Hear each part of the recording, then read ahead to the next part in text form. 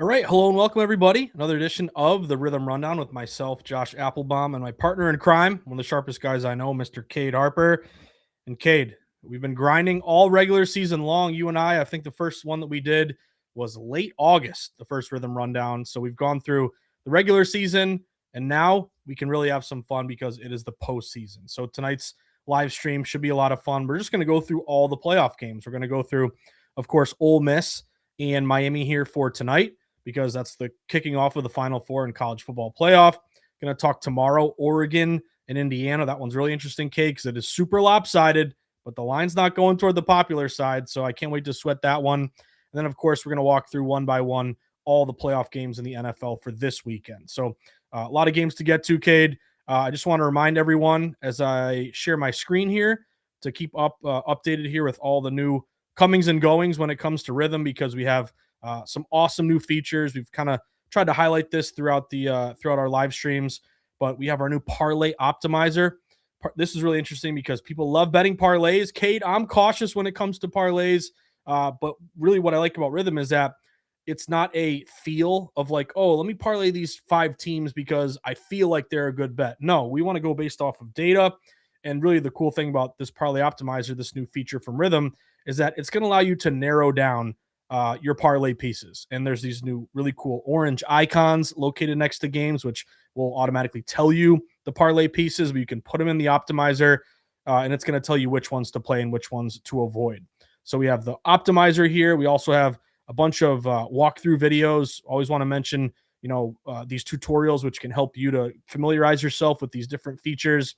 And then we also have, of course, all of our contests here. So you might have the best, playoff seating or playoff performing system, which could get you about up to $1,000 here. And then we do have our promo code START25, save 25% off. We got our refer a friend. We got our Discord channel. That's a long-winded way of me saying, Cade, welcome to the playoffs, my man. So how you feeling? Let me just throw this at you real quick. Do you change the way that you approach and cap playoff games versus regular season games? Oftentimes, sometimes, I think. Really just depends on how the market reacts to a lot of things because a lot of people know that like NFL dogs kind of crush the postseason in a way. So a lot of the people know that. And so they will kind of tend to pick these trendy dogs in a way, versus it's not necessarily a ton of chalk that we usually like we see in the regular season kind of thing. Sometimes, at least I should say. College it is a little bit different for me. It's a little bit more data driven because I like to look at the in season stuff, as well as obviously lineup availability and like obviously who's healthy at the time. There's so many questions that goes into it that like a model can only factor in so much, if that makes sense. So at some point, I like to tend to rely more so on the data in that kind of standpoint. However, if teams are pretty much perfectly balanced like they have been all year, then sure, at that point, yeah, I'm going to go after a model at that point. And yeah, I mean, like I said, I rocked with Rhythm throughout the NFL postseason last year, and they were all over dogs. So I absolutely had a time last year with that. So yeah, I'm looking to run it back again this year, hopefully. I'm right there with you. And it's again, the point that you made was really, really important because we'll get to this in a second because I want to start off with the college games, but just a little, Cliff's notes, little appetizer. Dogs tend to bark louder in the postseason. I think it's for a couple reasons, Kay. Like I'll give you all the full stats here. I got them locked and loaded. But on the one hand, you have such public betting. And again, there can be some trendy dogs to maybe be a little wary of. But a lot of times the public is going to gravitate toward these favorites. Also, these lines are other than that, what is it? The Rams line against the who was it? The Panthers. That's like Yeah, 10.5, but every other game is, one super point, tight. 3 points, 4. So when you can get a time of year when the public, they may not have been grinding with us all year long, Cade, but they're thinking, hey, there's only a few games left. You're feeling the buzz and the excitement of the Super Bowl, only basically about a month away. Let me get in and play these games. And what am I going to do if I'm a public bettor that maybe doesn't know a ton or hasn't been grinding or aware of these systems that we're going to talk about? You're probably going to take a lot of these favorites because they're quote unquote the better team. So in that regard, going the other way, playing a lot of these dogs has been a pretty smart angle here for many years. But let's get right into it, kid, because we have an epic 5-day stretch here. I think if you're a sports bettor, starting tonight, you have one of the best 5-day runs that you're ever going to have. We got college ball playoff tonight, college ball playoff tomorrow. We got 3 NFL games on Saturday, 2 on Sunday. We got Monday Night Football. So Rithmm is here to help you hopefully make the most of this epic 5 game stretch. But with that being said, let's start talking about these games here, Cade. Of course, we got to start off with the college football playoff. So I'm going to change my Rithmm board to college football, and we're going to check out and really see what Rithmm is telling us for this first game with Miami and Ole Miss. Now, I like to, of course, start off with what the betting market is telling me, and then hopefully align Rithmm, either telling me, hey, agreeing with the market, let's play this side, or is Rithmm in complete disagreement, which sometimes trips me up. And you and I, try not to go against these Rithmm models because they're so high powered. But I'm going to take the points with Ole Miss here, Cade. I like the Ole Miss plus 3.5. What really jumped out to me with Ole Miss, couple things. One, there's been a back and forth, almost like a battle between the 3 and the 3.5, where Miami comes in. Obviously, both of these teams probably didn't expect them to be here. They both knocked off some really good teams like Ohio State, Miami beating them, and then, of course, Ole Miss beating Georgia in that insane game with that late fourth quarter. So these are teams that we probably didn't expect to be in this position. And there looks to be a battle where we saw the U open about a 3-point neutral site favorite. And at one point, they got up to 3.5. And if you go back about a week or so, I mean, this line's been out for quite a while. 4 or 5 days ago, it was pretty much minus 3.5 everywhere with Miami. But you're getting to game day. We're getting, only about an hour and a half from kickoff here. A lot of those 3.5s are gone. A lot of those 3.5s are down to 3. So my first indicator to play Ole Miss and take the 3.5, which is what I did earlier this week, is that we didn't get up to 4. We went to 3.5, but then there was an indicator across the market that there were a lot of respected bettors taking plus 3.5, bringing it back down to 3. So that was the first angle for me. Second angle was a dog who can score system match. You and I have really cashed some tickets in this spot where if you're on a dog, either like Miami in that first game against Texas Tech, you got to be able to play great defense, keep it low scoring, or you got to be a dog like Ole Miss last week, getting, 6.5 against Georgia, and you can put up a ton of points and keep pace or backdoor cover. So the fact that Ole Miss is humming right now with Trinidad Chambliss and just put up 39 on Georgia, that gives me confidence that they can put up enough points to hopefully keep pace or backdoor cover against Miami. Other angle for me, SEC, ACC. You are a battle-tested Ole Miss team who plays in the toughest schedule, toughest conference. Miami plays in the ACC. So do they see, or have they been battle-tested and hardened like Ole Miss has in the SEC? Who knows? And then, of course, Cade, you might know this about me. I hate Lane Kiffin. I think Lane Kiffin is one of the biggest losers in all of sports because you have an opportunity to win a championship with all these kids that you've been sweating and grinding with all year. And what do? On the eve of the playoffs, you abandon them. So you don't get to gloat. If Ole Miss wins this game, you don't get to tweet out how excited you are for Ole Miss. You left them. So I think there's kind of a leverage angle, or it's just a house money angle with Ole Miss where it's like, hey, no one believed in us. Lane Kiffin, our coach, quit on us. Screw you. We're going to play great and upset everybody. But all that being said, this is the Rithmm Rundown. So what is Rithmm saying for this game? If we click the models for this matchup here, there are 2 conflicting models. Now, we have one telling us to take Ole Miss because they should only be plus 2.1, and you can get a 3.5. The other model is Miami minus 3.5, predicted 4.4. So it's not that they're both on Ole Miss. They're both Green Star plays. But, Cade, if you look in these conference or these college football playoff games, dogs have really barked. They're 6-2 against the spread. They're 5-3 straight up. And we have 2 money line indicators here on Ole Miss. If you're feeling bold, Cade, you're bolder than me a lot of times, so you've cashed a lot of these money lines. But we have a Green Star Ole Miss to win the damn game, plus 139. Second model, also Ole Miss, plus 139. So, again, it's not a perfect play. It's not like they're both Ole Miss. They're both Green Star, smart signals. But at least I have one telling me that this should be about a 2-point game. I can get a 3.5. I'm going Ole Miss here, Cade. Let's go Rebels. I'm on the plus 3.5. The floor is yours, my man. How do you see this game?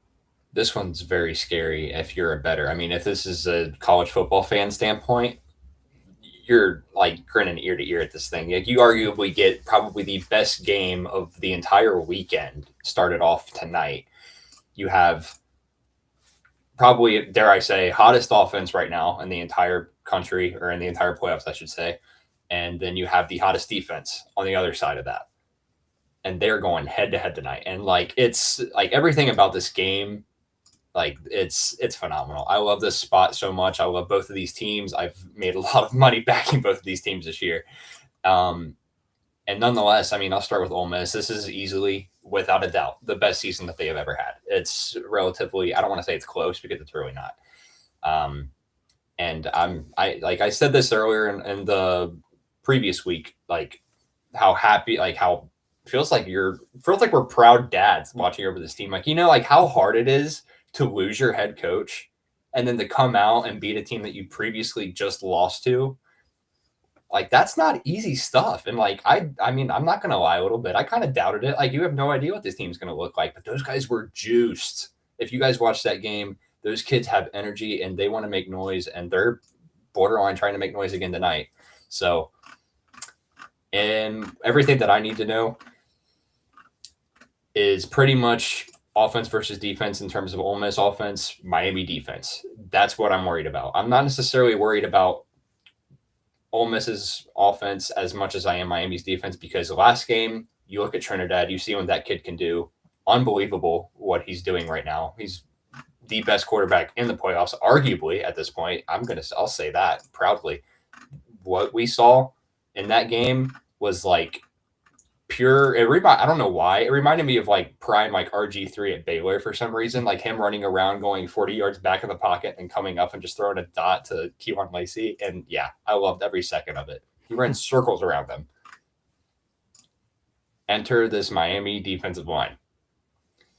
These guys hound, they rush, they're physical, they're nasty, they're gritty. Like Ruben and Messidor, I mean, these guys are going to get after you within a blink of an eye, and like they're going to have to create some plays where they're pretty much buying him time.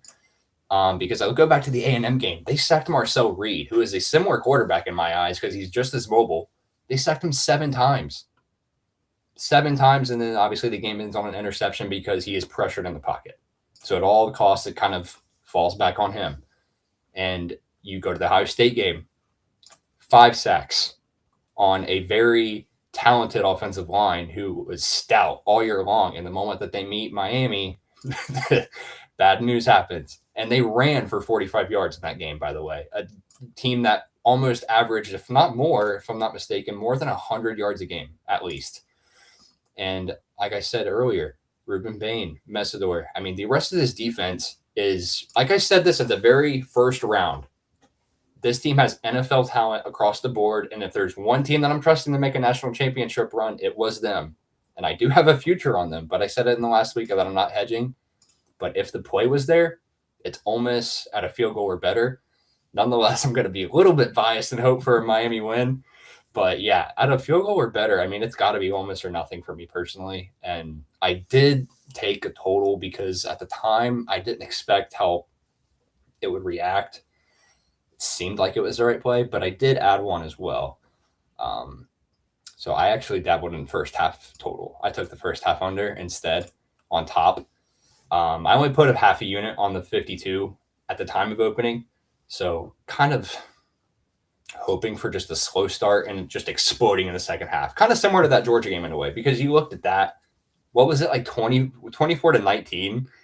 That's what we're hoping for in this kind of case. Just a slower pace first half and then just let loose in that second half. Like who cares? I'll lose my half unit on that, but just, yeah, let's go slow pace in this first one. No, great point by you. Again, we've seen these games. Typically, when you get to these, I'm not going to say it happens every time, but there's a feeling out process. This is obviously a Final Four game. Sometimes you see it in like the NCAA tournament in college basketball, where the first 5 minutes or so, you got some nerves. Remember, these are kids as impressive as they are, they're not pros. So you're in a huge spot. Are you a little conservative to start? Do you kind of feel out the other team? Maybe that is a play here to look toward that first half under. I would also mention, regardless of who you like tonight, it's on you as the bettor to get the best price, because we've seen this thing get down to 3. It's been up to 3.5. Now, if we look at the current line shopping opportunities right now, check this out. You're at a lot of 3s. You're at a lot of 3.5. So you cannot guarantee the outcome of this game. You can't guarantee who's going to cover, who's going to win. But if you are an Ole Miss bettor like me and like Cade in this spot, you got to get the 3.5. Again, it's your job to find the 3.5. It's your job to find the lowest juice. So I'm seeing, it looks like Fanatics, Kalshi, Poly Market. These are your best opportunities, 3.5, minus 118 or less. If you like the U was 3 to 3.5. So there was at least hit them early at -3. DraftKings, the Square, Caesars. There. So again, regardless of who you like, do your job and find that best number that's going to hopefully help you cash your ticket. Now, Cade, I wanted to ask you about the total full game because we'll be rooting for your under here first half, but for the game, and I think you kind of laid it out perfectly. Yeah, do we see a big second half? Is it a slow start? Remember that you hit the nail on the head with that Georgia game. Also, this is a crossing leagues, but NFL, that game with the Ravens and the Steelers, which was a quasi, basically a playoff game. That was a really low scoring. What was it, like 16-10, 13-7, and then they scored 1 million points in the fourth quarter. So do we see something similar to that, whether it's late scoring or not? I mean, I'll lean over here as just a contrarian better. I don't love playing full game overs in very public playoff games because I just feel like I'm with the crowd, and that's a space that I do not want to be in. But I must admit, as someone who respects line movement, this total did tick up. I mean, you opened like 51.5. When I wrote a sharp report for VSiN.com earlier today, it was at 52.5 across the board. Fast forward to now, we're approaching an hour away from kickoff. We're up to 53. I see a 53.5 here, Cade. So it's very clear that there is some respected money going over here. And if you want to go over, you do have some good splits as well. At DraftKings, surprisingly, I thought the public would think Ole Miss score a lot, hammer the over. But no, maybe they're more respectful of the U and their defense because right now only 47% of spread of bets on the total are on the over, but 59% of the money. And if you look at Circa, 47% bets, 90% of the money is on the over. So Rithmm is recommending an overplay. It's a caution flag, but you're looking at around a 55.2 as well as a 55.1. So, Cade, that's a tough sweat, man. Under first half and over full game over. Which one do you like better? Do you like them both, or how are you handling this line move toward the over? Said I'm not feeling good about my full game under, obviously, but like I said, there's a reason I played it small because I didn't necessarily have a feeling that it was going to. I just didn't know how it's going to react. I also don't love taking numbers that quick off an opening, but just at the key, I assumed that it was going to go down, but I definitely didn't expect it to go up. That's for sure, honestly.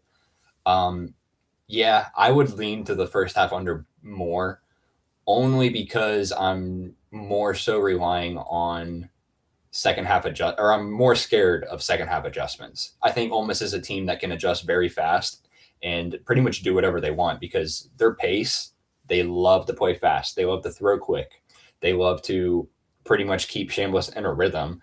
And I mean, nobody ran more times on Ole Miss than Georgia in the first time around, obviously.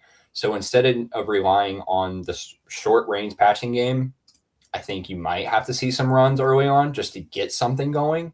And obviously with Keelan Lacey's health, I don't want to say pitter-pattering because obviously he played, but for those of you who do know, I mean, he has had an issue, a lingering issue for a decent amount of time now. My biggest thing is going to be coming down to control a clock, I think, because Miami controls their own pace and they do what they want. Go back to the Ohio State game, 33 minutes of possession time. They dominated in that aspect. If they do whatever they want, I mean, we're going to see their pace. We're going to see probably a low scoring, just gritty game. If Ole Miss is calling, I mean, they're bam, bam, bam. There's no use of a play clock at that point. Just turn it off, like why even have it? But I mean, yeah, I lean first half more, and that's why I played it at the full unit. But like I said, I'm comfortable losing a half on the full game under, but I'll root for both, still. I was seeing reports, though, and this is obviously from my Discord, which shout out to them, who is absolutely just yapping it up right now about this game, obviously. But they're saying that the field is insanely dry right now, which makes sense. So Arizona heat, yep. Yeah, which makes obviously because it tends to be drier, more dry at least. Usually it's wet though, because usually they try to import it a day or two before, and this year it was done apparently much, much earlier. So kind of puts it in the under's favor in a way, kind of, sort of. If anything, I mean, I'm going to write it out. I'm not going to like back out of it now, obviously, but I don't think I can actually, but yeah, we'll take it. And yeah, just first half under for me. I think I got that at 26.5. Yeah, you're beating the closing line, man. I'm seeing 25.5, 24.5. So good job by you getting the best of it. And also, again, these games are great to live line. Like I Yeah, was looking at absolutely. the board, Cade, and like usually I'm betting a few college basketball games tonight. I'm like, no college hoops for me. I'm just sweating this one game. We don't have a ton of football left, so I want to make the most of it. But yeah, let's say it's 3-0 after the first quarter, and that live line for the full game is down to, I mean, I don't know, maybe like 45 or something like that, maybe 40. That could be an opportunity to jump in and get a much better number there. So I'll be sweating Ole Miss, babe. Let's get after it, hotty toddy. But I hope we can get that under first half for you, Cade. Let's talk about the next one here, Oregon and Indiana. Now, kind of the way I'm viewing this one, Cade, is like a Hall of Fame sharp play on the Ducks. I mean, I cannot wait to sweat the Ducks. These are the games that, if you're a data-driven contrarian bettor, you love, because it is a one-off game. It's a Friday night, and it is massively lopsided toward the Indiana Hoosiers right now. Like, you are looking at basically nearly 80% of spread bets laying with the Hoosiers. Mendoza wins the Heisman. Cignetti is the new hot thing in terms of coaching. They're undefeated. They roll against Bama in their last game. I mean, everything's lining up to take the Hoosiers. But I think as a sports bettor, if you're into how the market, like, you learn to respect the market. Like, I think when you're new in sports betting, you don't really care about the market. You're going off of what your gut says. And then when you lose a few games that are like, how did I lose that? It was so obviously that this team was going to cover and it went the other way. Then you learn to respect that, okay, one, there are way sharper people than I am and who are betting these games. And the odds makers are moving numbers based upon that respected money. So if you see a line move that doesn't make sense, the old me, Cade, the college me way back in the day would say, the odds makers are dumb. They're wrong. They got this thing wrong. I'm smarter than them. Then you learn over time, no, you kind of want to respect what the market is doing. Will they get every game right? No. I'll give you an example. I was on Baylor last night against Iowa State. Sharp as a damn tack, Cade. They were +6, down to 4.5. Everybody and their mother on Iowa State. Idiot Baylor couldn't cover the number. They lose by 10. They turn it over constantly at the end of that game. So there are going to be times where a sharp move doesn't come through. And I see a lot of debate on Twitter of like, okay, this one sharp move lost, so therefore I'm not going to respect or honor any more sharp moves. It's like, no, sharps lose sometimes too. They're going to win 55, 57, 60% of the time. They're going to lose 40, 45% of the time. So I've learned over time just to respect sharp moves, and that's really where I want to be. And I'm thinking, not thinking, but literally the facts, the data, the numbers are saying the Ducks are really, really sharp tomorrow, because we are getting, again, nearly 80% of spread bets on Indiana. Now, Indiana opened at a lot of books like -4. They got up to -4.5, but they didn't breeze through 4.5 and get up to 5, which you would expect if they're such a popular play. No, they're all the way back down to 3.5. So if 80% of tickets are on Indiana, why did the odds makers fall 4.5 to 3.5? That tells me a lot of respected money came in here on the Ducks. And if we can look at what Rithmm is suggesting for this game, both models here are saying take Oregon, and this is unbelievable, Cade. Rithmm has Oregon favored in this game, -1.3. Second model, Oregon, -0.6. So if you can give me a game where I can be against the public, it's a Friday night. The ticket counts are insane on this one. 8 out of 10 bettors are going Indiana, but the line's falling to the Ducks, and Rithmm actually is saying Ducks should be favored in this thing. I love Oregon in this spot. So I actually got 4.5 earlier this week, thinking that will be your best number. Because when I saw Rithmm saying this should be like a pick'em game, I'm like, I don't think you're going to get better than 4.5. So I fired on that one.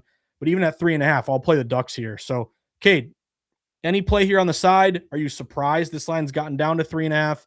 What are you doing with Ducks and Hoosiers here? Yeah, this is another one that I was talking about last week as well, and it's one that I did place. I got Oregon +4.5 at the early number for -112. That was on FanDuel earlier this week as well. Yeah, simply put, I have Oregon outright as well. My models had, I took a screenshot of this because I was afraid it would have changed and that nobody would have believed me. And I was like, see, guys, I told you, Rithmm had them favored. But yeah, mine have Oregon money line green star twice. And I didn't even do the calculation right. Or yeah, minus 1.7 on Oregon's part. That was, I screenshotted that yesterday. So I'm playing them out. I'm playing them on the 4.5. I'm playing them on the money line. You have two powerhouses of the Big Ten, obviously, where you look at the first game, they lost. You guys remember Indiana went into Eugene, into their own house, and that became the biggest game of the entire season. I mean, you look at the biggest game of the 2024 season, Oregon beats Ohio State. You're trending here. On October 12th, obviously what happened after that, Ohio State goes to wins the Natty. Now, I'm not putting out coincidences here, but your boy has another future on the line with this one, with Oregon wins the national championship for 15-1. So we're sitting great, like I said. But I'm still rooting for it. I'm not hedging. I'm just going to write it out. Like I said earlier, it's like a $20 future to win. I don't even know. I know the Indiana one was 25 to win. Payout was 7, Miami to win 7. Oregon 1,500. I can't do that math in my head, but I'll have to look at it later. But now, Oregon's not doing to Indiana what Ohio State did to them in the Rose Bowl. I'm not saying this is going to be an absolute, well, it's not going to be 31-3 at halftime, whatever that was. But teams that are finding their path, their groove late in the game, Oregon is playing at a different kind of level of football right now. They have more talent than Indiana. They have more speed. They have more skill. They have more guys. Alabama this year, they have the brand. Period. Sorry. They're playing better than they have all season. So what exactly are you going to do differently now that you lost that first time around? Sadiq, use your tight end. You have a couple of running backs that are actually out. One of them who's in the transfer portal right now, but is going to be playing in this game, which is insane. I don't necessarily agree with it, but nonetheless, I need you here, so why not? In the history of that game, though, Indiana's offensive production, it was the lowest of the year ever, and it was tied with the date with Penn State, and obviously that was with the comeback which they won. We had Indiana in that game, was like +7, but again now, like these team just blanked Texas Tech, right? They entered the red zone one time. Indiana, they rolling and like slammed them. They didn't allow a single touchdown. They shut them out. They allowed 3 points. Whatever. Like, they executed on defense. I'll give them that in the first game. Indiana did very well on defense against them. They had 2 interceptions, 8 TFLs. Like Oregon, same thing for them. They couldn't convert in the red zone. They didn't score a touchdown in 3 trips out of the red zone. The opposite, obviously true for Indiana. Scored on every single red zone trip that they had, with 3 of those being touchdowns. And Oregon, I think, has looked the part of being a national title contender ever since. I'm going to tread lightly here, because after that Indiana game, we all remember that Wisconsin game when they were like minus 21 point favorites, and then they were actually down at half, and then everybody lost hope. Fast forward to those teams. After these like last 2, they played USC, they played Washington. Suddenly you're back in the mix. This team is back. Dan Lanning's a psychopath, and we're back in this thing. We're going to go all the way. We're going to march, right? Here's what's lost. Oregon's defense was just that good in that first game. Oregon only put up 326 yards. USC was the only team to put up more until James Madison went off in the first round of the college football playoff this year. I'm taking the Ducks at 4.5, and I'm taking them outright to win this game and move on to the Natty. So there you have it. Well said, my man. Yeah, and I think you hit on something that if you're an Oregon backer like you and I, you kind of feel like it's a little house money because of that revenge angle. When you lose prior in the season, you remember that. That's just not that you need more motivation in a Final Four game here like that, but you kind of just remember, hey, they came into our house, they beat us. That's something that maybe gets a little extra fire in you in this matchup. But To me, I always try to mention this. People are probably sick of hearing it, but when the betting market agrees with Rithmm, that's an auto bet for me. So everybody Yep. playing the Yep. Hoosiers, Lions going to Oregon, your model, Rhythm's model, both have Oregon actually winning this game. So whether you got the 4.5 early and you're feeling great that the fact that this line's down to 3.5, or if you haven't played it yet, 3.5 is still there for you. Let's go Ducks. I really love this play. Can't wait to sweat this one tomorrow night. Cade, let's get into these football games for the NFL playoffs, because you were mentioning earlier how dogs, they bark pretty darn hard when it comes to the postseason. Well, I got some stats for you. I tweeted this out earlier this week, and this just goes to show why, if you like betting dogs, like, you and I have to go through the regular season where we play some dogs, you +7, you lose by 20, and you're like, what the heck? Well, here's the time of year where hopefully you get a little extra juice with some of these dogs. If you look at underdogs, NFL postseason since 2017, they're 60-38 against the spread, 61%. They're 64% ATS in the wild card round. If you're a dog who missed the postseason the previous year, public thinks you're terrible, but no, you want to buy low on those teams. They're 66% against the spread in the playoffs since 2017. If a dog has a line move in their favor, like let's say they go from +7 down to 6.5 or +3.5 down to 3, 67% ATS since 2017. And then short dogs, this applies to a lot of games this weekend. If you're a short dog getting 3 or less, flip it the other way. Public says, oh, favorites only -2, -3. They can easily cover that short number. No, it's those short dogs who have done well. They're 72% against the spread. So with all that in mind, let's run through these games here. First one on the board, let's take a look at the Rams and the Panthers. Now, this is the biggest spread of the weekend. It's been interesting because we were talking about the big game here tonight where it's gone from 3, 3.5, 3, 3.5. It's had that back and forth.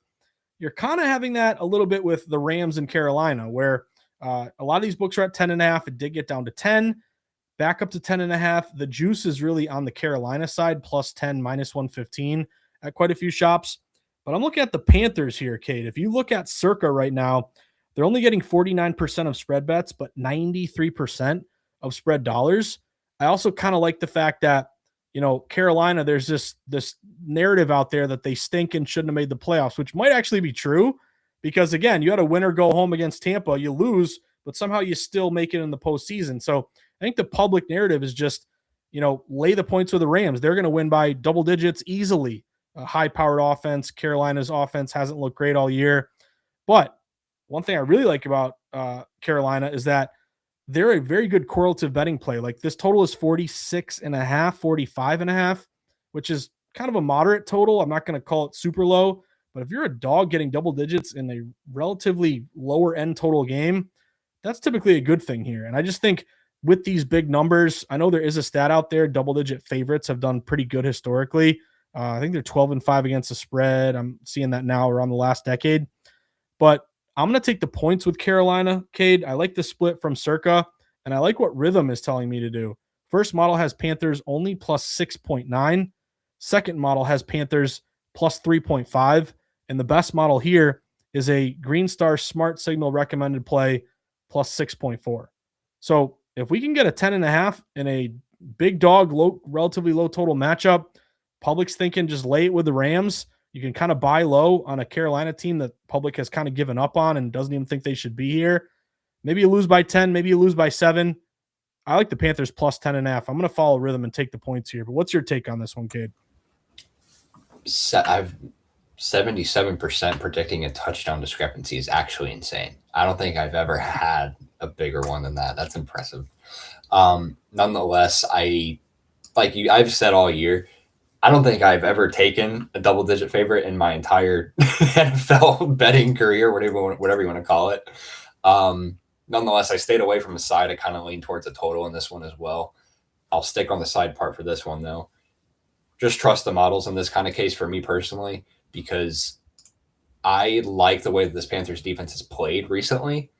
Not necessarily backing their offense, because obviously, like you said, they haven't been the hottest out. They haven't been exactly moving the chains kind of chunk yards kind of offense. And Rams have a very phenomenal defense. Like, it's just not the easiest thing in the world to do. I think I would definitely lean Panthers at the number that it's at, because 10 is ridiculously high. It's for a playoff game, personally. I can't imagine I don't want to say I can't imagine it losing, but I mean, like, it's just a playoff game mindset. You don't think blowout, right? You think these teams have earned the right to be here. I mean, Carolina has a home playoff game. The year is 2026. We're already past that. Like, that's already there. But nonetheless, smart signal applied again with all three of my models as well on the 10.5. I'm leaning towards Panthers as a side. But yeah, I didn't take. I'm waiting, but I'm wanting to take the under 46 here. Let me see. Yeah, so like I said, I don't necessarily plan on Carolina having enough success offensively. However, I'm not really expecting the same for Los Angeles because one, you have travel issues. You have outdoor postseason unders are actually pretty profitable and historically. So I like that system match there.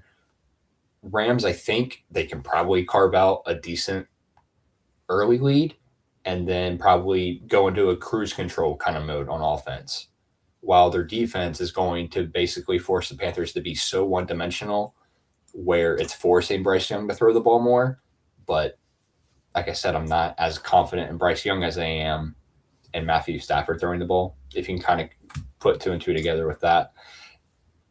But I like LA's D line specifically because they generated pressure at the seventh highest rate during the entire regular season, and they blitzed at the second lowest rate.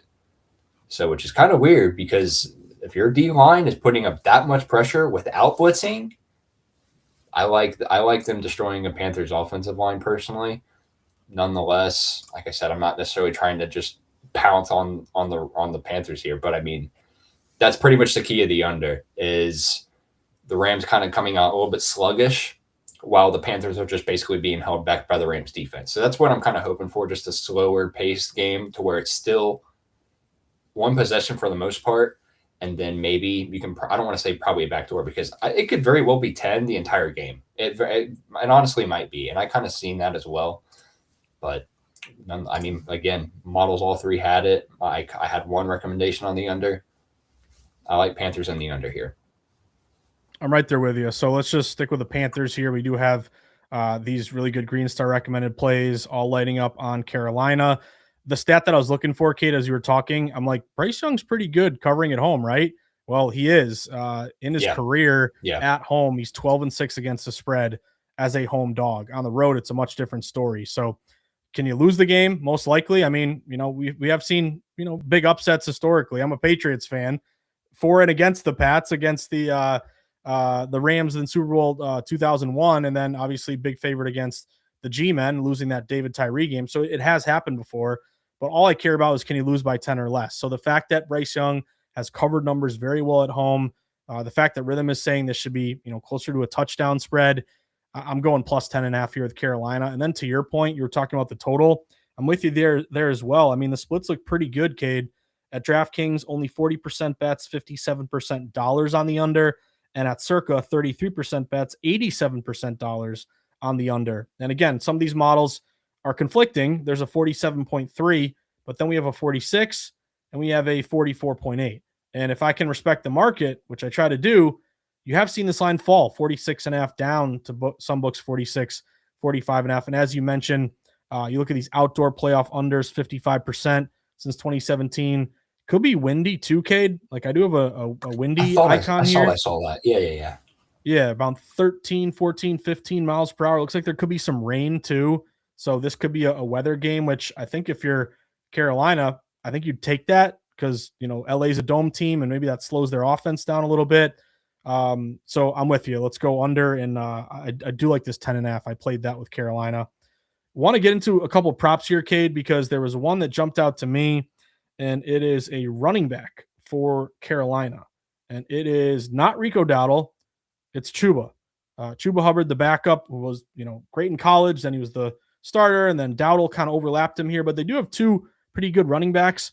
And maybe it's a time to buy low on Chuba. I mean, think about maybe the way they want to attack the Rams is, do you want to, give the ball over and give them a ton of opportunities? No, you want to limit possessions. You want to control the game, all that cliche stuff you hear about.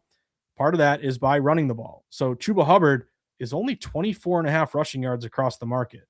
Yes, he's the backup. Yeah, he's been banged up throughout the year. But we have a smart signal saying play that over. He's predicted 46.8 rushing yards. So that's a good 22-yard edge. And if you look at some of these trends here, you're kind of buying low. I mean, only 10 yards last game, 12 before that. He had a good stretch of 3 overs at that point. But I'm thinking, can you find, it's mostly 24.5. Some books are even higher. So it looks like that is your best number. But Chuba jumped out to me. And then I did notice a passing yardage prop on Bryce Young over 190.5. He's predicted 205.5. But Cade, any props you like here, whether it's Chuba over, whether it's Bryce Young over, or a totally different player that I haven't mentioned? Yeah, I'm actually looking, and just in postseason play, I was fooling around with it yesterday, just trying to get used to it again. But the parlay optimizer thing actually has one that I played, and that's Colby Parkinson's over. I had it at 18.5. I think it's listed at 19. But I do have that one. So, I mean, if I can find another person or a player or whatever to pair it up with, I guess, using that, I'm going to try my best to look for it. Or maybe even, I don't want to say like tease the prop to make it like an alt line and then pair it with somebody else. I don't really quite understand fully just yet, because I know it's minus 114. Like normally that would be something that I kind of just play straight up. But like I said, given the feature of the app, might pair it up with another one just to test it out and, have some fun with it. It's playoffs after all. We only got a couple more weeks of this, so you might as well make it fun and enjoyable. So I like his history with it though, overall. And yeah, I'm thinking that he's going to be utilized a lot in this kind of case, especially with how Devontae Adams kind of been such a roller coaster with his health as well. Yeah, great point by you. He's predicted 28.3. You can get over 19.5. That is nearly a 10-yard discrepancy. And man, you like these little bars here. You got a lot of greens telling you that he has been getting a few targets. I mean, the guy's huge. He's really tall. So if you need a possession, first down, a play in the red zone, that makes a lot of sense. So I'm with you. That Parkinson one looks pretty good. Let's go to the second game here, Kate. This is the second game, the sandwich game coming up on Saturday. Green Bay Packers, Chicago Bears. Now, this has been really interesting because it's kind of all over the place. I mean, a lot of books you opened at a pick 'em, or I saw some books, -1 Green Bay. At one point, it was -1 Chicago. You got to apply home field advantage. So right now we're at Green Bay, mostly -1.5, -1. So odds makers are telling you neutral site, Green Bay is the better team. But I'm looking toward the Bears in this one, to be honest with you, Cade. A couple things that jumped out to me. On the one hand, I jumped on +1.5 Bears, and I'm starting to see some books get down to 1. So if this were to get up to 2, that would scare me as a Bears backer. That would be evidence of further Packer money coming in. But no, it looks like maybe 1.5 with the Bears is your best price. Now, if you did want to tease them up, not a bad teaser play. Again, 1.5's up to 7.5, or 2.5 to 8.5. Like that's your long teaser that a lot of pros like to play. But as it stands now, divisional dog, built-in familiarity, levels the playing field, benefits the team getting points. You also have Da Bears, 3 recommended plays from Rithmm. First one says Bears should actually be favored by 0.1 points. Second model, 0.4 favorite to the Bears. Third model, 0.2 to the Bears. So just on the thought process of we can get a dog +1.5 that Rithmm thinks is going to win the game, that's pretty good value to me right there. Also, we have Chicago 6-2 at home. They've been pretty good at home. Green Bay's only 4-1 on the road. Green Bay also, I mean, they've had a lot of injuries. LaFleur sat pretty much everybody in that last game. Even though Cade, he kicked the field goal, I had no money on that game. But what an idiot loser coach. What a Bush League move. I guess he wanted to cover the 13.5 for the Packers bettors, but I thought that was kind of a gross thing to do. But I'm going to take the Bears in this spot. Rithmm says they should win the game. I can get a 1.5. You're a divisional dog.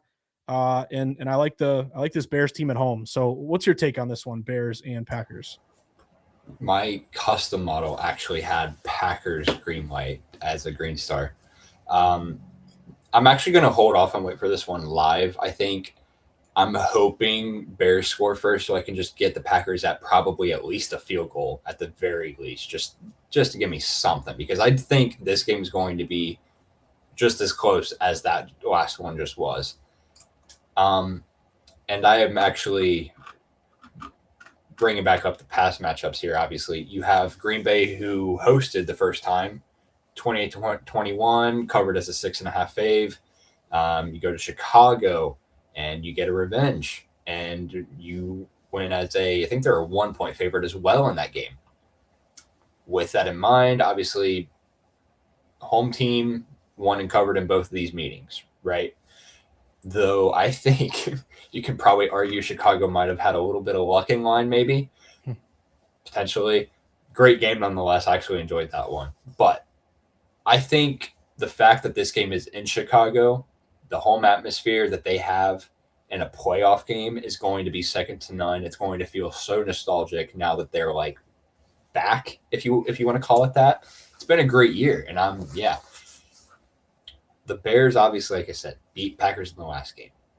Jordan Love did not play in that game. There is one of my favorite systems in NFL postseason play, which actually technically applies to the game we just went over, but I'm going to ignore that. Experienced playoff quarterbacks playing inexperienced playoff quarterbacks.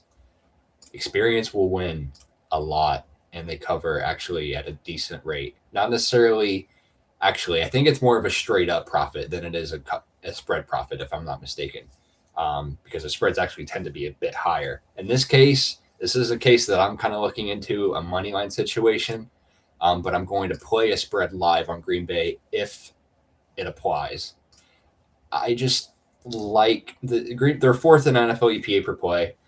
They have a really huge edge over Chicago in that kind of stance. And then obviously, like I said, they're right there defensively. Chicago's 21st, Green Bay's 22nd. So they're fairly even teams, but like they did lose their best defensive rusher in the middle of last month, meaning obviously you're without probably the biggest weapon X on defense in all of the NFL, arguably.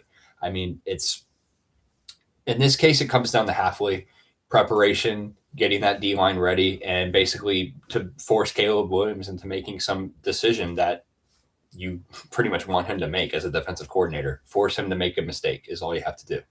And with them having 2 games under their belt, including a loss, Matt LaFleur is 4-0 when coming off of 4 consecutive non-spread covers, and the Bears are 2-4 both straight up and against the spread in divisional games this season.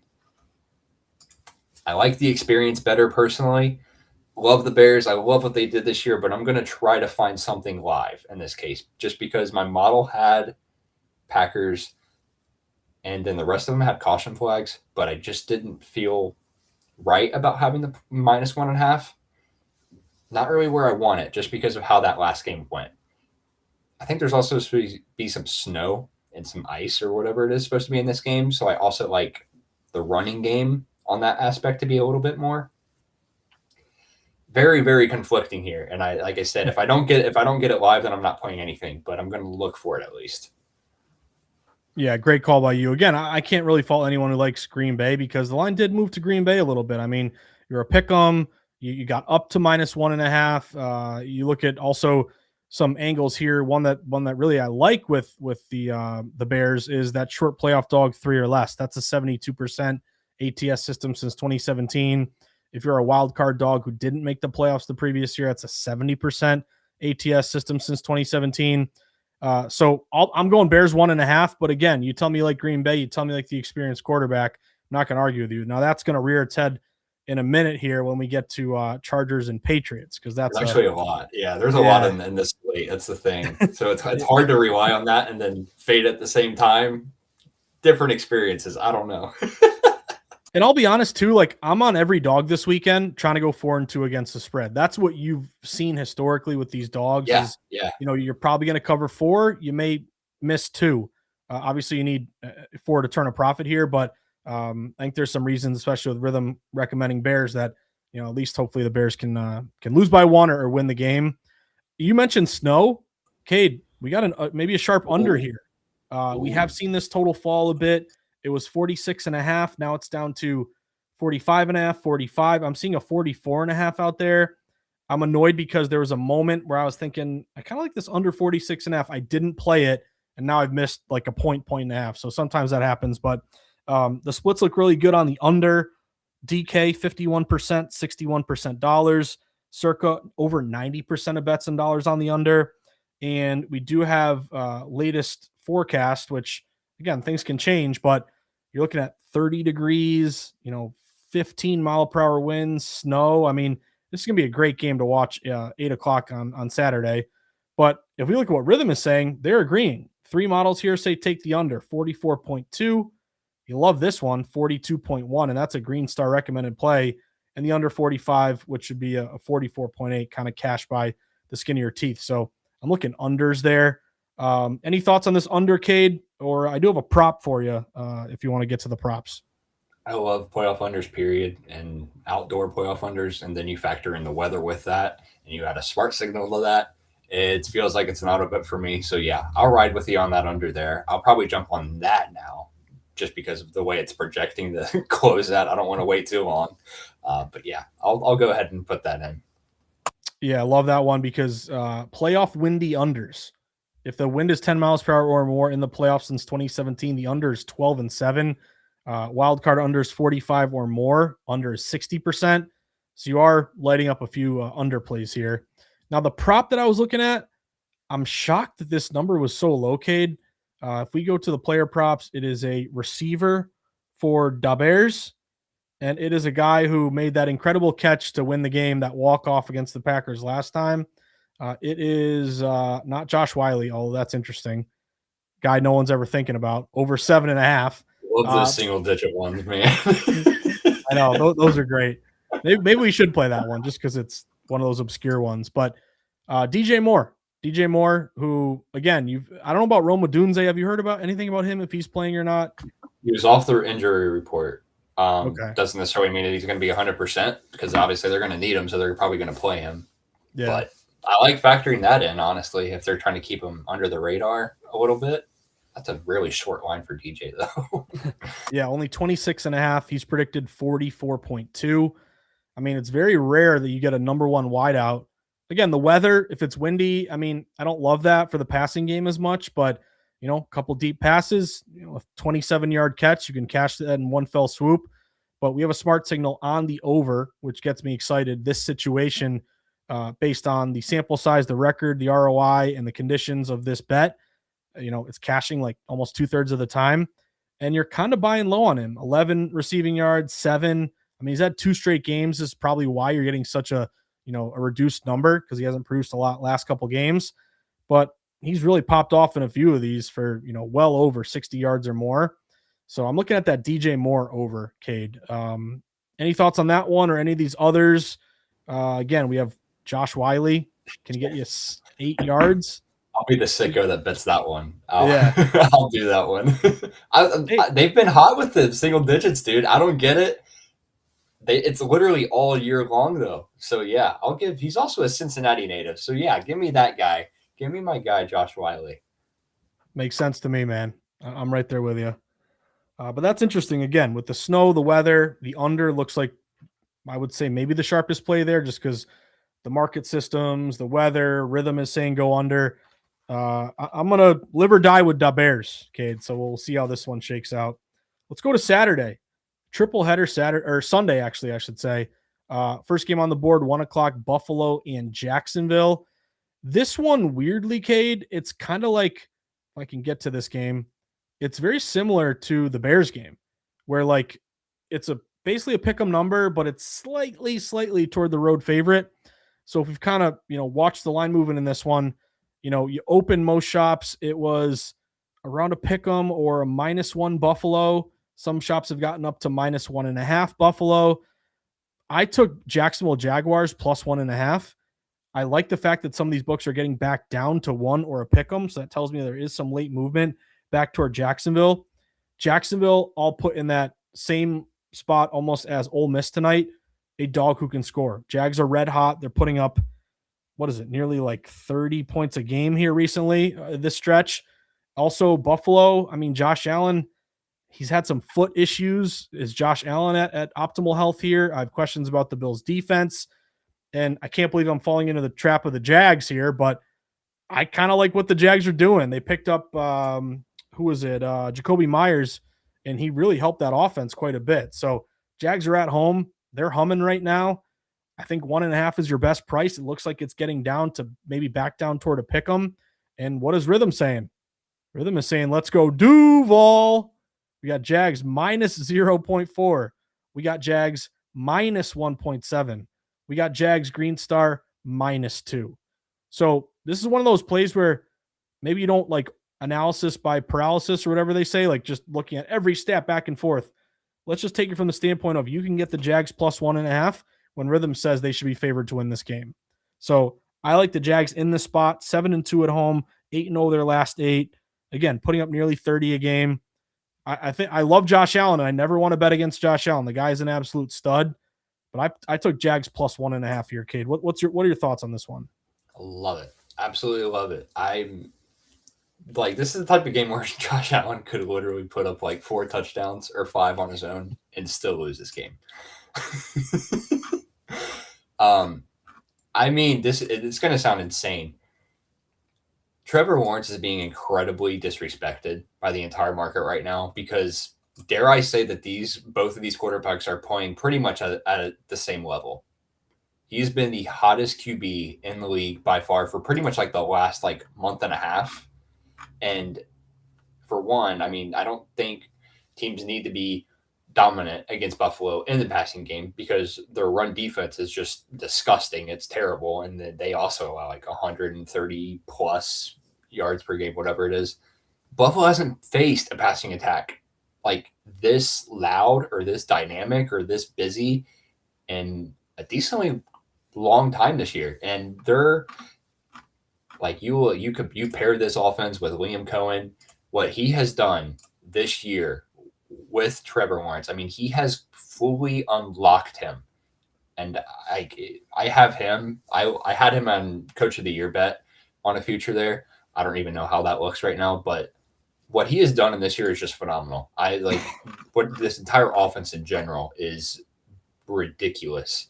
And they're finally seeing their potential, and he's getting the perfect time in the system. And like you mentioned, Jacoby Myers, one of the biggest trade line acquisitions that you could even get. And like he brought life to a receiving core that was just, I don't want to say bad because Brian Thomas Jr., phenomenal rookie year. Parker Washington is a sneaky guy who can sneak around you all the time. Really, really, really good slot player. And then tight end Brenton Strange, who is a strong, burly guy who can pretty much grab anything up there. And then you have ETN, who's one of the most dynamic running backs as well. Nonetheless, you said it best. Jags are really, really good at home this year. I like them again here, especially as a dog for the price of it. I think the value's there. There's a reason that the line is like this. You put this game in Buffalo, completely out of the blue. Like it's all over the place. This line is a reason. Like take the hint here, like personally. And yeah, I like what the market's doing in this, and I'm glad that I got my number the way that I did. So I'm on Jags plus 1.5 with you as well. Love it. Let's go Jags. For my buddy Emerson Lazio, who's a big Jags fan. The total, Cade, it's a really high total here. This is I believe it's got to be the highest total of the weekend. Yeah, 52, 51.5. Obviously, you're in Florida. Don't really have to worry about the weather. Or again, I say that, but who knows? Maybe it starts to rain out of nowhere. But at like 63 degrees, moderate winds here. Brad Allen, lead ref, is one of the better under refs, like 54%. But I'll just look at it from a market perspective of, it opened 52. You're down to 51.5 at a lot of books, even though if you look at the betting market right now, 70% of bettors are going over. So the public's hammering the over, thinking it's going to be a shootout, yet we've actually kind of dipped a little bit toward the under. So I'll respect that underplay. Rithmm has a Green Star 48.8, which would be your under 51.5. 42.5, man, that is a huge one. That's a caution flag. But then also 45.6. So again, a lot of these times you get into these games, like I remember Cade, she's my wife now, but we had just started dating. We went to Twin River Casino, which is in Rhode Island, and it was the Patriots against the Rams in the Super Bowl. And that total, I think, was 56.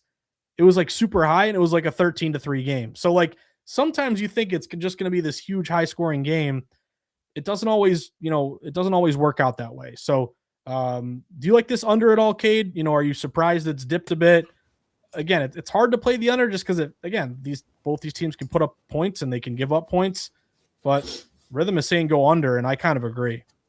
It's so funny because like this was like the only game where like initially looking at just the number before I looked at anything, it was like the one game where I was like, yeah, I could honestly see that going over because of how electric both of these offenses are right now, and then obviously how bad Buffalo's defense pretty much is.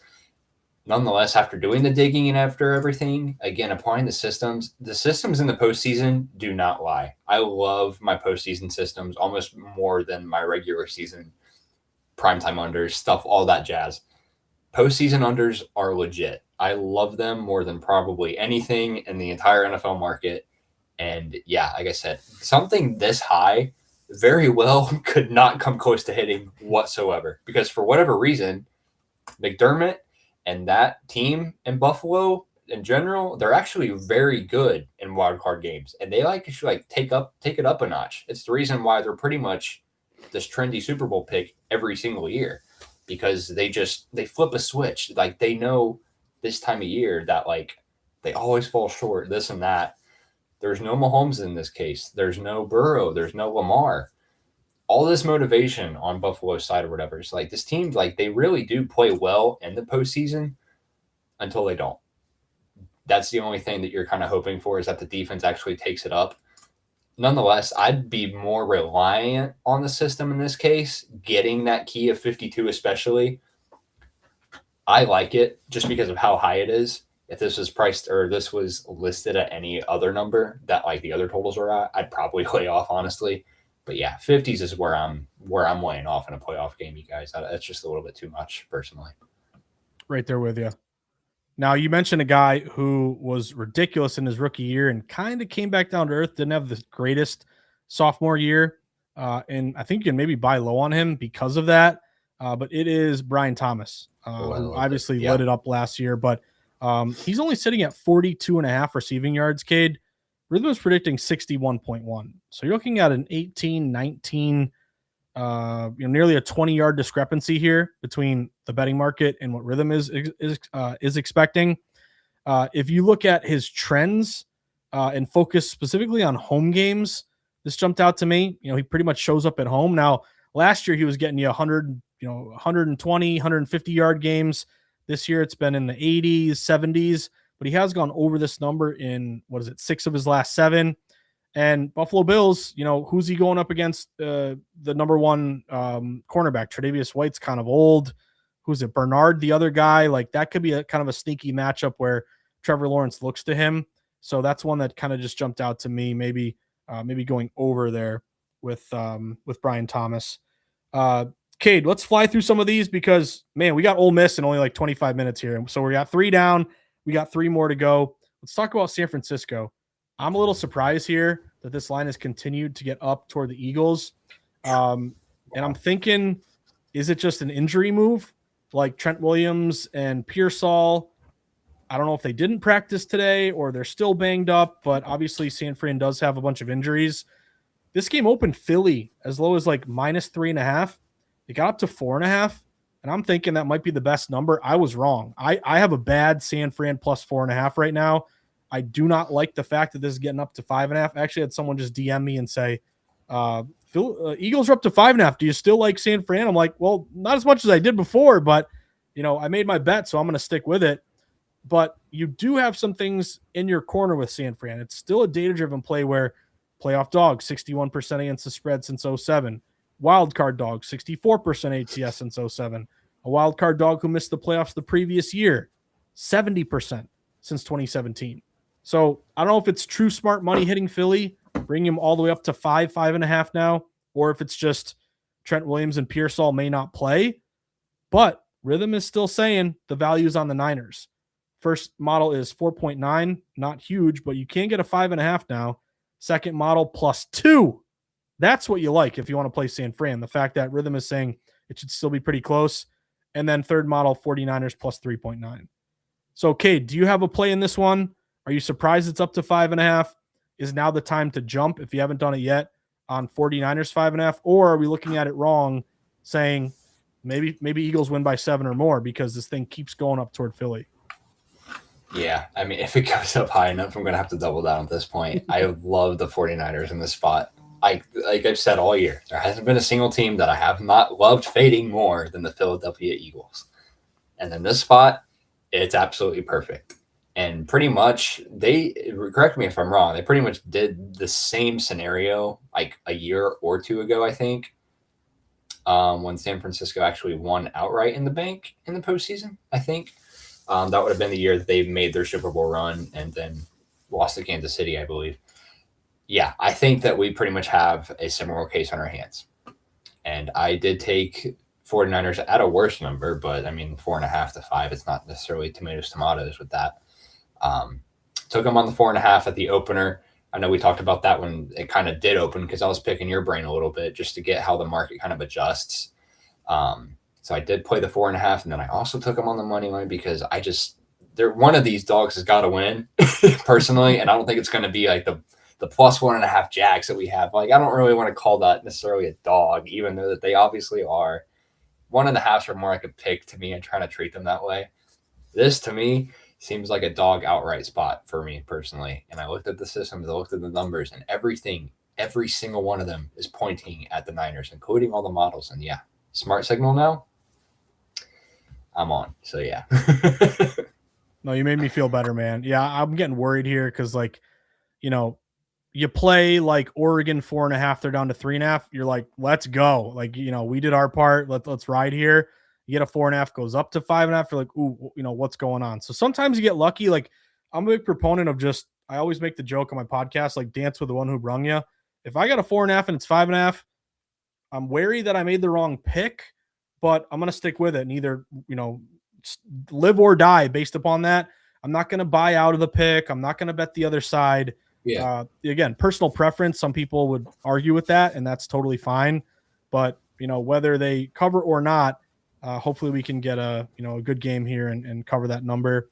I was looking, by the way, at Shanahan as a dog. It's not as good as I thought. He is 53% ATS as a dog, postseason 3-2 ATS. But again, hopefully Trent Williams plays. I mean, Pearsall, he's been in and out, but Trent Williams, that you need him for your offensive line going up against all those good players on the Eagles D line. But yeah, you haven't played it, 5.5. I will say, even though if Trent Williams doesn't play, the guy who filled in the spot, which is Austin Pleasance, 3 pressures allowed against the Seahawks, which it's not necessarily terrible. And I'm going to take the Seattle D-line over Philly's D-line personally. Like, they're the best defense in the league. I'm definitely going to do that. Also, his first ever start. So I'm not going to feel terrible about it. Obviously, you'd love to have your guy. You know what I mean? But if it's not, it is what it is. This team's been plagued with injuries year in, year out. And for some reason, they still always find a way to win. I don't know what it is. Maybe it's Shanahan. But yeah, I'm not necessarily too worried about the injuries in this case. And also between now and what is this 4:30 game on Sunday? Yeah, does the 5.5? Yeah, a lot can happen. It may come back down to 4.5. Who knows? But I was surprised seeing it get up to 5.5. Real quick, just 2 player props that jumped out to me here, Cade, both on some pass catchers. One is a guy that is always a low number, and he kind of goes over it at a pretty decent clip. Jahan Dotson. Over 7.5. He only needs you 8 yards to cash this ticket. He's predicted 25.7. Look at some of his trends. He's kind of boom or bust, but he is a guy where if you focus on AJ Brown and Devonta Smith, he's kind of wide open in some of these situations. So that caught my eye. Dotson as kind of a lesser known guy, lesser bet player to go over a very low number. And the other one was a receptions prop, and it was Darius Cooper, who I don't know a ton about, Cade, but I was watching the last Eagles game and he made some catches, and I'm like, okay, I got to get accustomed to who this guy is. But can he get you 1 catch in this wild card game? You're getting plus 125. Rhythm's predicting 1.3. It's a smart signal on a guy no one's talking about. And if you look at his trends, he's gone over 5 straight games. So what do you think, man? Cooper over, Dotson over. Any other props here that jump out to you in this game? I'll say one thing is that Patullo loves to use these underutilized guys in the postseason because 2023, I remember this like the back of my hand. It was my very first touchdown score bet ever that I've ever made. And I had Alameda Zacchaeus. Sure enough, Alameda Zacchaeus gets in. He's like, dude's probably never heard of the dude, but it was like 150 to 1 or something outrageous. And I was like, holy cow. So Patullo loves his underutilized guys. He loves these guys that are maybe going to get like a slant or like 2 in the game, and then they're off the field for the rest of it. That's about it. Nonetheless, like I said earlier, single-digit numbers with Rithmm, and the props are green. They have been extremely reliable. I'm not trying to like necessarily get ahead of myself with it, but I can't stress it enough because we say it every time. They are. Yeah, we're gonna call it the Ryan Flournoy bet, and people just I love that. He was in here like 4 times this year, 4 or 5 times. It was insane. Yeah, he was a great one, but sadly, no more Cowboys games. Tank Bigsby, he jumped out to me, Kate. I'm just looking through some of these smart signals or Green Star plays. Backup running back Saquon can't carry it every single time, so can he get you 12 yards? You know, that's like 1 run, 2 run, 3 runs. Makes sense to me. 20.1 is his predicted number, and he had 75 last game. He's gone over 3 out of the last 4. Bigsby, I know everyone's going to play Saquon overs, but again, Bigsby over could cash same kind of money that a Saquon bet could cash. But yeah, even though that line's crept up, still looking at the 49ers here. Now, Kate, I don't want to rub it in because your Bengals are out of it, but my Patriots are still in it. Let's talk about this Sunday night game, 8 o'clock, Chargers, Pats. I am a Pats fan, but I like the Chargers in this spot. I'm going to take the plus 3.5 with the Chargers. You're mentioning earlier that experience versus inexperience.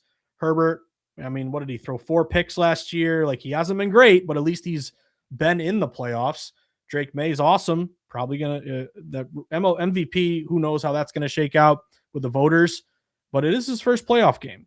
But what I'm looking at this one, I'm seeing liability on the Chargers because we open a lot of these shops. Patriots -4. Public loves the Pats again. 70% of tickets at DK, but this line is not up to Pats, minus -5, -6. No, it's gone the other way. We're down to 3.5. So this line is ticking back toward the Chargers. They're contrarian in a primetime Sunday night game. You do have the wild card dog, playoff dog, and this one's incredible, Cade. If you're a wild card dog playing an opponent who missed the playoffs, since 2017, that system is 16-1 against the spread, 94%. And like when I'm on Twitter, I see people post stuff like that, and I'm like, that ain't real. A 16-1 system, that's fake. I don't believe you. But I looked it up. I looked at every single game, and it is real, believe it or not. So I don't want to jinx it, and now it's going to become 16-2. But the line is moving toward the Chargers. Those 4.5s are down to 3. I'm seeing a couple books juice up the Chargers side, plus 3.5, -115.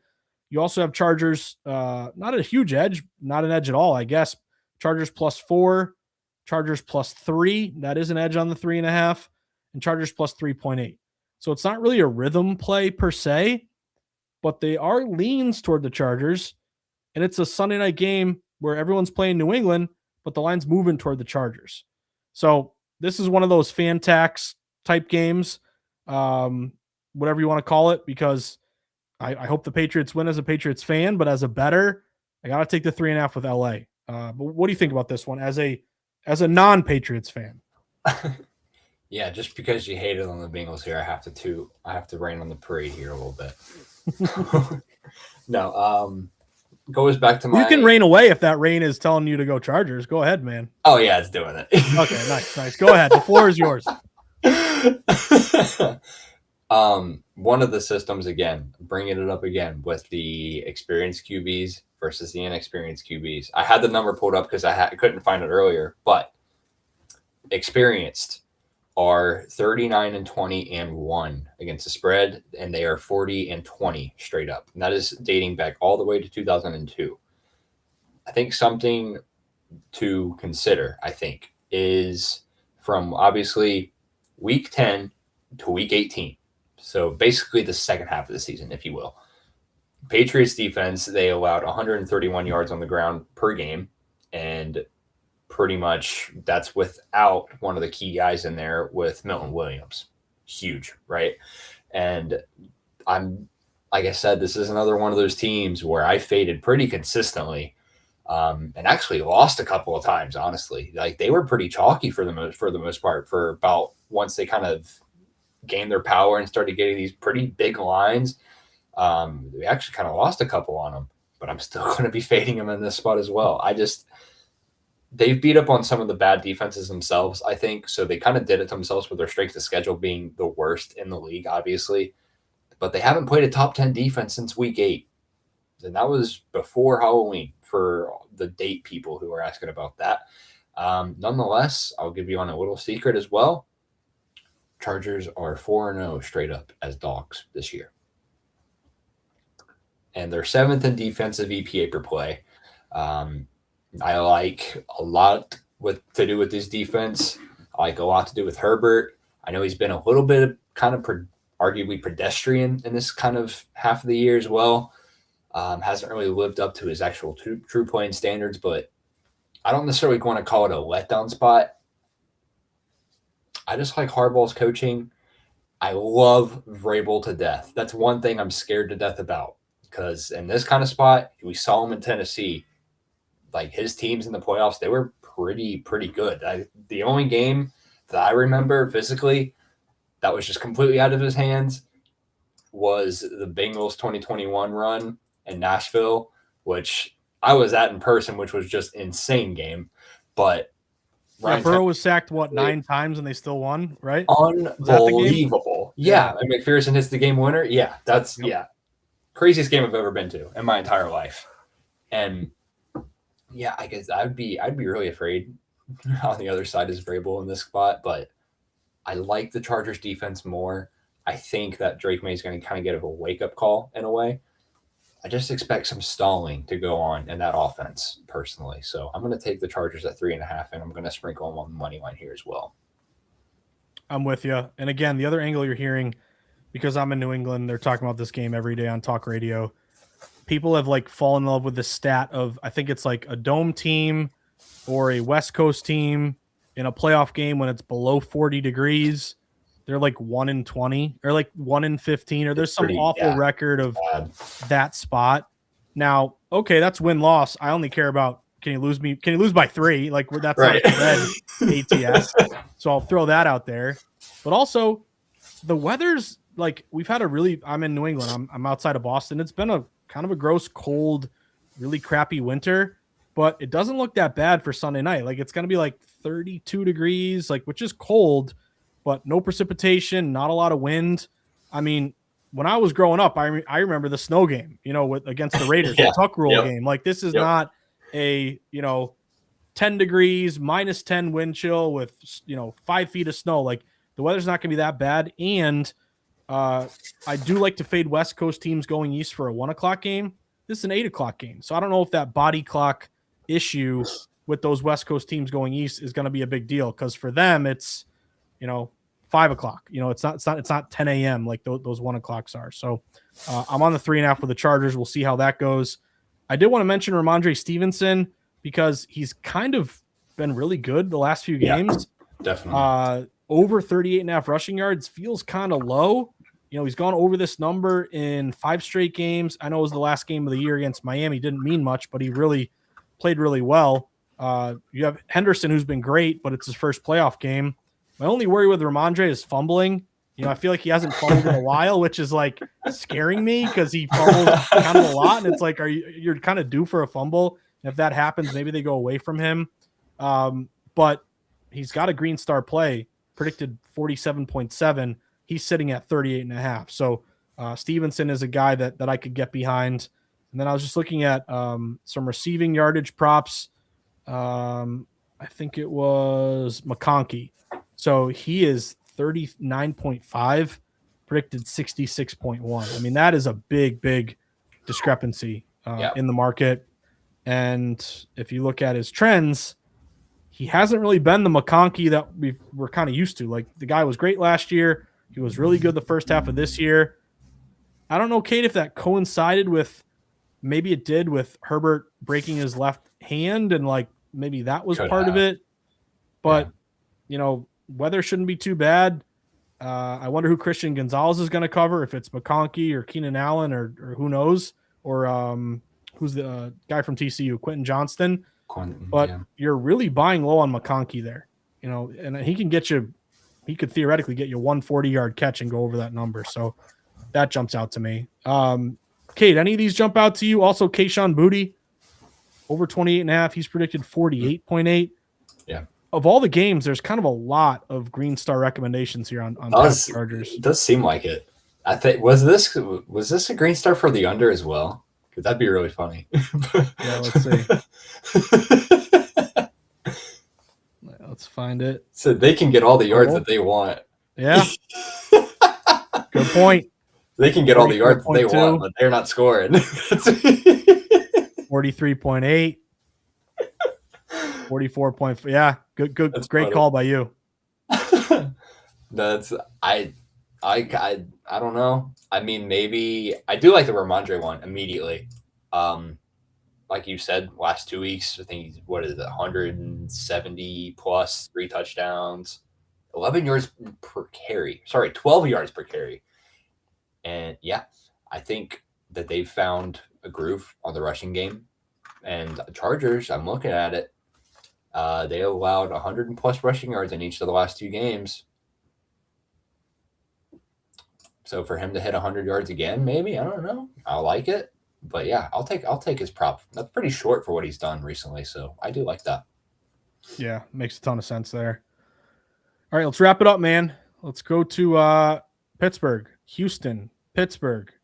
Believe it or not, I'm taking the points. Again, I'm a broken record here, Cade, taking the points here. But if my dog systems tell me dogs are good, I got to play all these dogs. So this one, though, I don't think it's just a pure, like, it's a dog, take a dog system.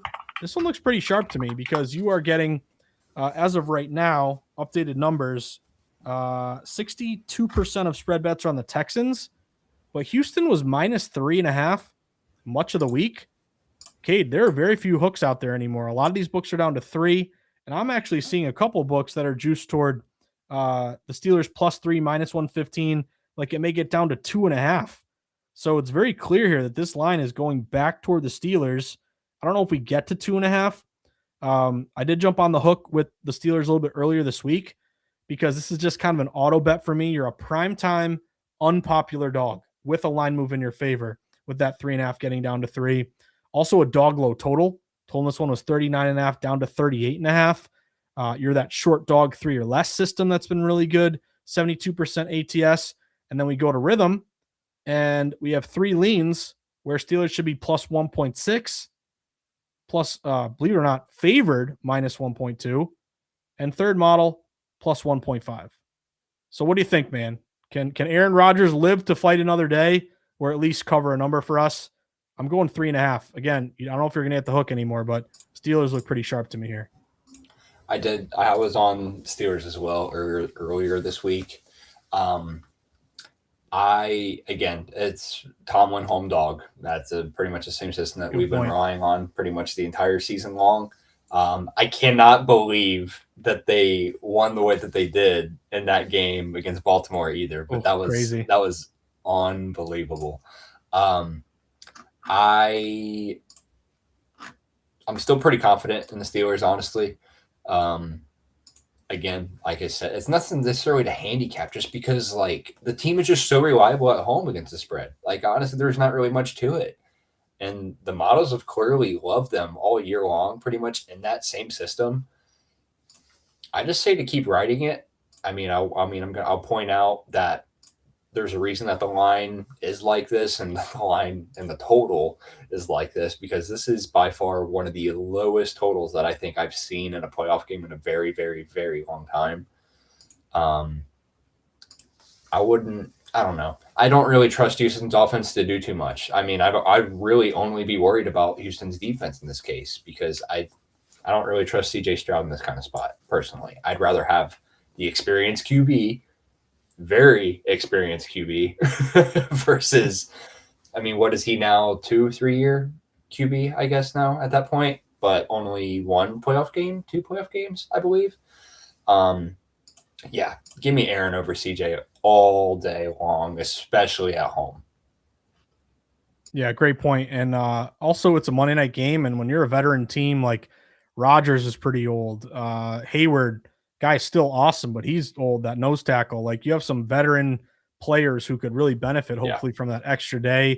Monday night at home.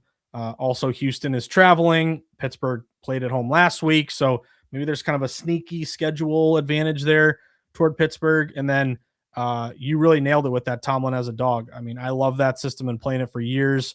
If you combine both regular and postseason, he's 70 and 42 against the spread, 63%, 21% ROI.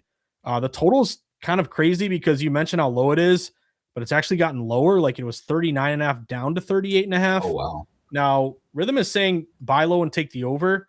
I mean, that Steelers Ravens game, that crazy fourth quarter, like I forgot the number on that game. I think it was it low? Was it 41 or like I think Oh, it I was was so mad. Oh my yeah. gosh. Yeah, I had it 43, and I know it closed 44, or not closed 44, but finished 44, I think. Yeah. Yeah, sorry to bring it up again, man. My bad. I was hoping I moved on I from wasn't that, on man. that, and I'm Yeah. like, man, that sucks. Yeah, for whoever suffered that one. But let me just wrap it up here. Let me throw one prop at you, Cade. Just jumped out to me. Um, where is he? Mr. Adam Thielen. Thielen showed me something in that fourth quarter where there were a couple of plays. It was like a third and long. He had a huge catch over the middle. It's the playoffs. Rodgers, you see him constantly yelling and screaming at the young guys who screw up a route and don't run the right route. Thielen, he's not fast. He's older, but I think in an important playoff game where Rodgers is going to lean on veterans who are going to run the right route and be where they're supposed to be, Thielen is a guy who's smart and can do that. So he's only sitting at 13.5 across the market. Rhythm's predicting 22.5.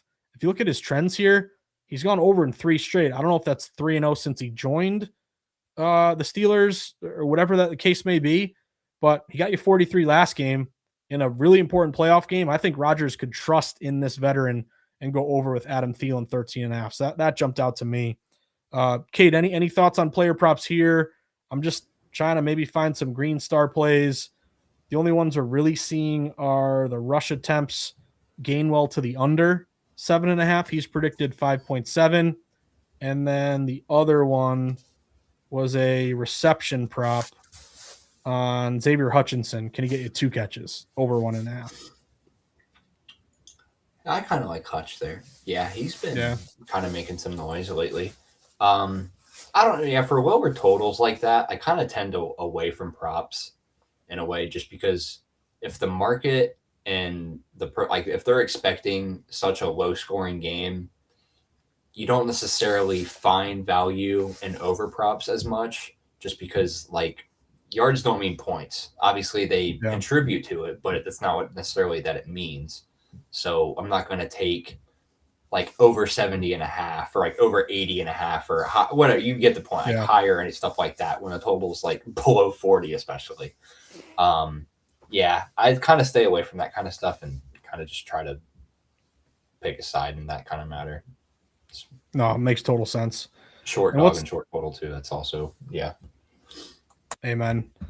All right, man, we did it. I think that was our new record-breaking longest stream, hour and a half. So I had a lot of fun, man. Yeah, as always, a pleasure breaking out games with you.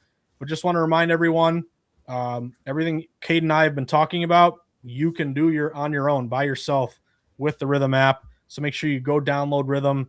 If you want to recommend it to a friend, you both get a little sweetener there. We have our parlay optimizer. Use promo code START25 to get 25% off. But Cade, we got to get out of here. We got Ole Miss right now, so we got to sweat this one. It's time to go. But want to thank everyone for tuning in. Cade, we're gonna do this again next week. Talk more playoff games. That should be a lot of fun. Any final thoughts, man? Take us home and get us to Ole Miss here.